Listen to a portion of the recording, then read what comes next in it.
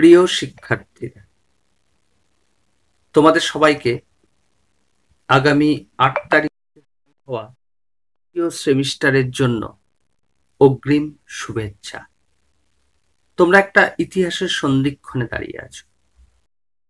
সারা দেশের মধ্যে প্রথম তোমাদেরই 10+2 এই এডুকেশনাল সিস্টেমে দ্বাদশের পরীক্ষা সেমিস্টার সিস্টেমে হবে, যার মধ্যে তৃতীয় সেমিস্টারটা তোমরা ওএমআর শিটে দেবে।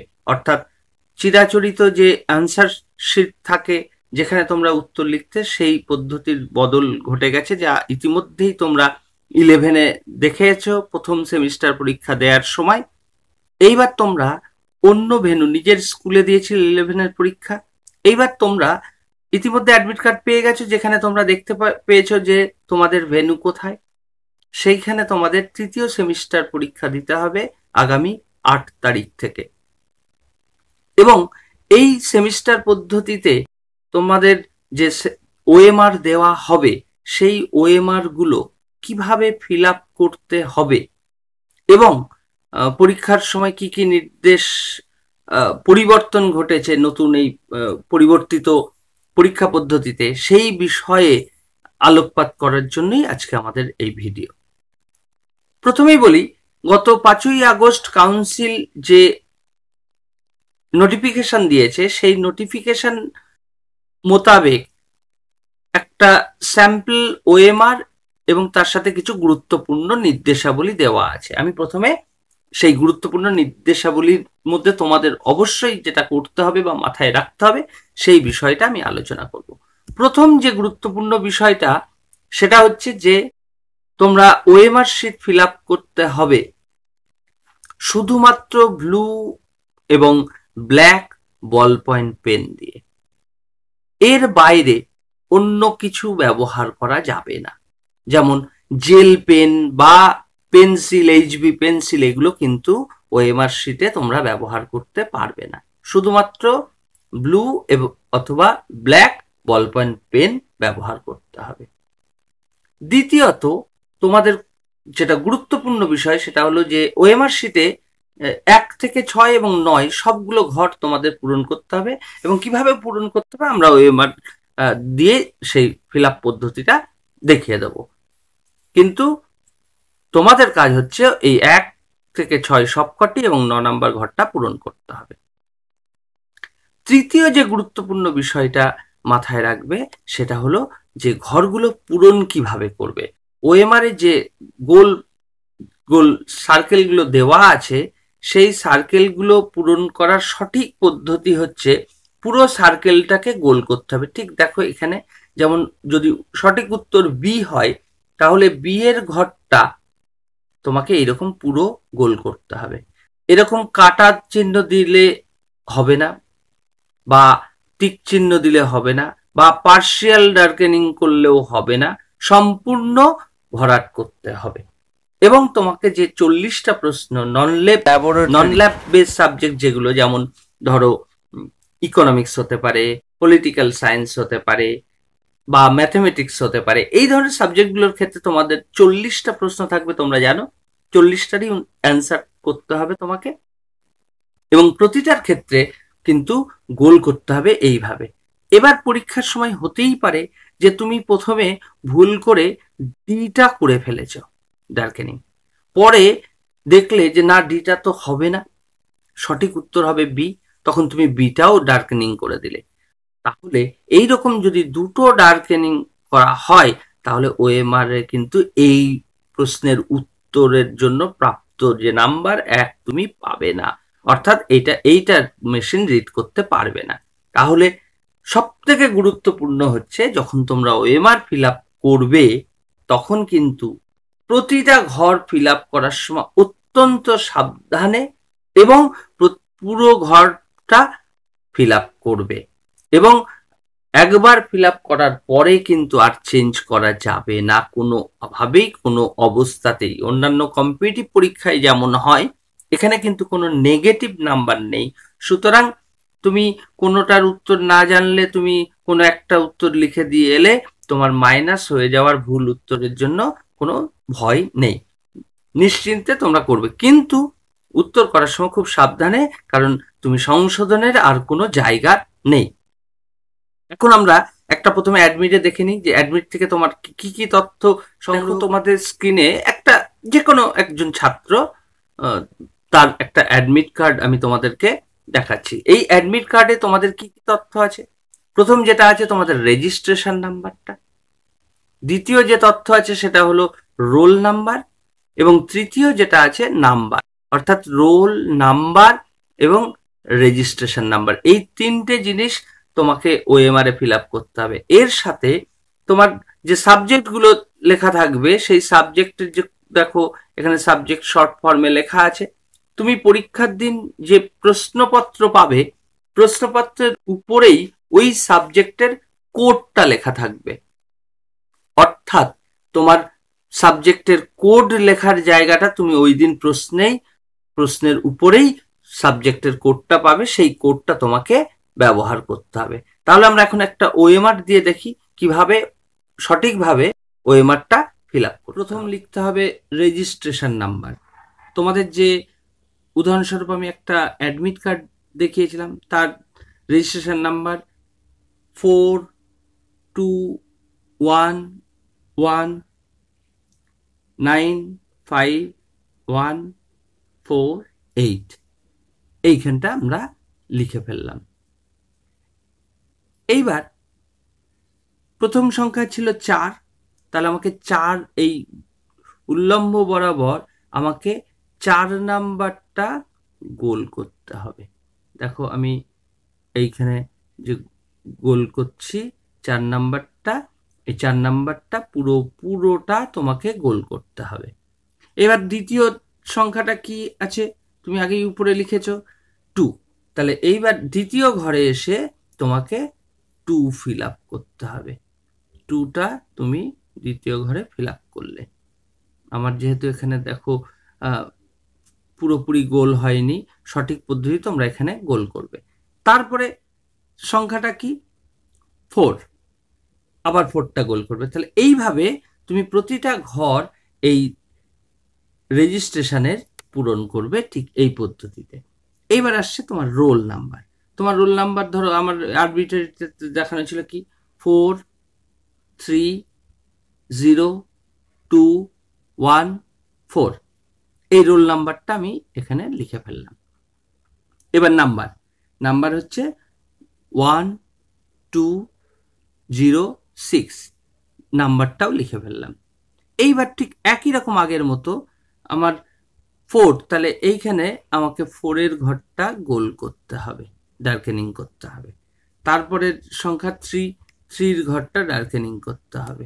তারপরের ঘরটা কি? তারপরে হচ্ছে 0, অর্থাৎ একদম উপরে 3 নম্বরের 0-এর ঘরটা ডার্কেনিং করতে হবে। তাহলে এইভাবে আমি রোলটা ডার্কেনিং করলাম। এবার নাম্বারেও তাই 1, প্রথমে 1-এর ঘরটা ডার্কেনিং করতে হবে, তারপরে 2-এর ঘরটা ডার্কেনিং করতে হবে, তারপরে 0, তারপরে 6। এইভাবে আমি রোল এবং নাম্বার দুটোই ফিল আপ করলাম। তাহলে 1 নাম্বার রেজিস্ট্রেশন হলো, 2 নাম্বার রোল এবং নাম্বার হলো। 3 নাম্বারে দেখো আছে কোয়েশ্চেন বুকলেট নাম্বার। তোমার যে কোয়েশ্চেন আছে সেই কোয়েশ্চেনের উপরেই কিন্তু বুকলেট সিরিজ নাম্বার বা সিরিয়াল নাম্বার লেখা আছে। সেই নাম্বার যেটা সেটা তুমি এখানে লিখবে। ধরো আমি এই মুহূর্তে তো জানি না, আমি তাহলে ধরে নিলাম যে 1 2 3 4 5 6 7।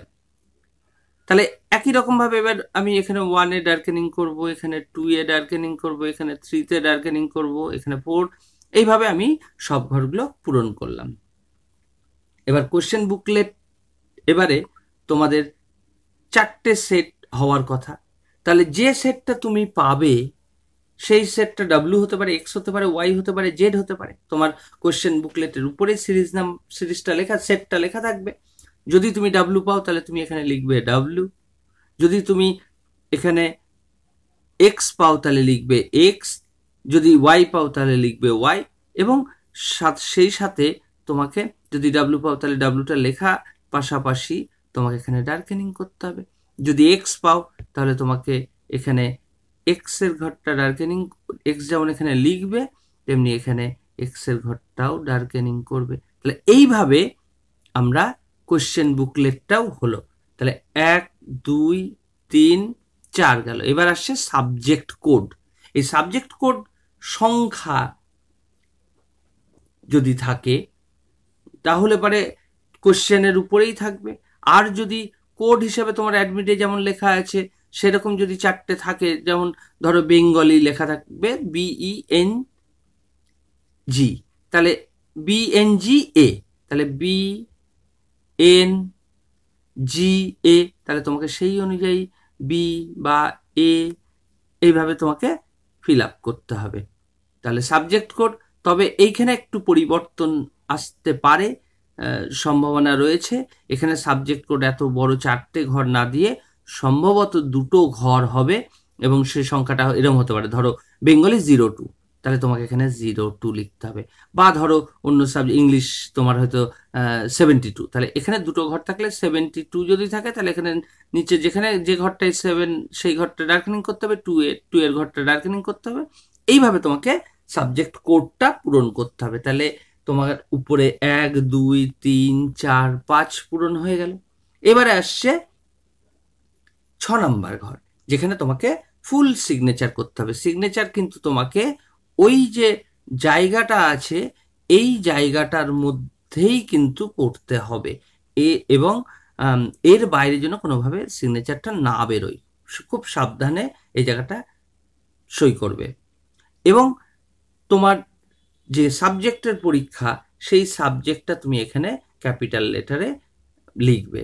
যদি বেঙ্গলি হয় তাহলে এইভাবে BENGL এইভাবে লিখতে পারো, অথবা সবগুলো ক্যাপিটালে লিখতে পারো, বা BNGA এইভাবেও শর্ট ফর্মেও লিখতে পারো। কোডটা যেভাবে তোমার সুবিধা হবে এখানে লিখতে পারো।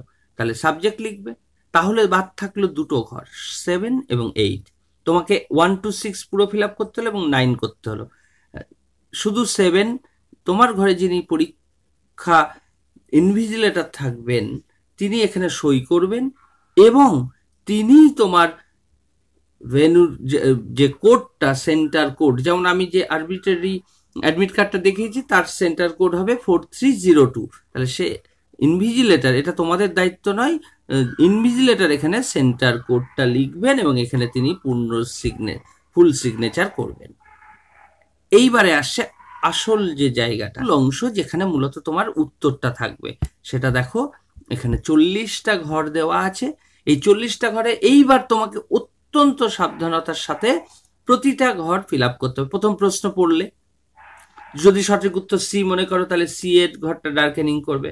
বারবার বলছে এই ডার্কেনিং করার সময় কিন্তু অত্যন্ত সাবধান, কারণ একবার ভুল হয়ে গেলে সংশোধনের আর কোনো জায়গায় নেই। ফলে তুমি প্রথমে খুব ভালো করে সবগুলো প্রশ্ন যেগুলো যেগুলো পারবে সেইগুলোর অ্যান্সার করে নেবে, তারপরে ফিল আপ করতে বসবে। আগে কোশ্চেন পেপারেই তুমি সঠিক অপশানগুলোকে চিহ্নিত করে নিয়ে রিভিশন দিয়ে নিয়ে ঠান্ডা মাথায় তারপরে তুমি এটা ফিল আপ করতে পারো, এবং পরপর তুমি যেটা উত্তর যেটা ভাবছে সেইভাবে তুমি ফিল আপ করবে। এই গেল একটা ওএমআর কিভাবে ফিল আপ করবে সেই সংক্রান্ত বিষয়। এইবার যেটা গুরুত্বপূর্ণ বিষয় বলবো, পুরো ওএমআরটা দেখতে পাচ্ছ স্ক্রিনে। এই যে ওএমআরটা, এই ওএমআর-এর আমি যেখানে যেখানে ইন্ডিকেট করছি এই সব কোনো জায়গাতে কিন্তু কোনো অবস্থাতেই কোনো রকম দাগ দেবে না। এই যে ওএমআর-এর মধ্যে এই সমস্ত জায়গাগুলোতে কোনো রকম পেনের দাগ দেবে না। আর বিশেষ করে এই যে বারকোডটা এই অংশটায় যেন কোনো দাগ না পড়ে, অন্য কোনো দাগ পেন্সিল বা পেনের দাগ দেবে না। পুরো ওএমআরটা যেন ঠিক থাকে, জল যেন না পড়ে, তোমাদের ঘামে হাতের ঘামে যাতে ভিজে না যায় কম্পিউটার, তাহলে কিন্তু রিড করতে পারবে না, সেক্ষেত্রে কিন্তু সমস্যা তৈরি হতে পারে। সুতরাং অত্যন্ত সাবধানতার সাথে ফিল আপ করবে, একদম হুটোপাটা করবে না, কারণ সংশোধন করার জায়গা নেই, ফলে ভুল করলে কিন্তু বিপদ। এইটা একটা গুরুত্বপূর্ণ তোমাদের সমস্যা যে মাথায় রাখতে হবে। সঠিকভাবে ধীর স্থিরভাবে পর্যাপ্ত সময় 1 ঘন্টা 15 মিনিট মানে যথেষ্ট সময়, সেই সময়ের মধ্যে ধীর স্থিরভাবে পুরোটা ফিল আপ করবে। আশা করি তোমাদের এই ওএমআর ফিল আপ করতে কোনো সমস্যা হবে না এবং সবাই খুব ভালোভাবে সুন্দরভাবে পরীক্ষা সম্পন্ন করতে পারবে এবং নয়া পরীক্ষা ব্যবস্থাতে তোমরা নিজেদেরকে অভিযোজিত করে নিতে পারবে এই আশা এবং আবারও তোমাদের শুভকামনা শুভেচ্ছা জানিয়ে আমি আমাদের ভিডিওটা শেষ করছি। যদি ভিডিওটা ভালো লেগে থাকে তাহলে বন্ধুদের মধ্যে শেয়ার করো যাতে বাকিরাও উপকৃত হয়।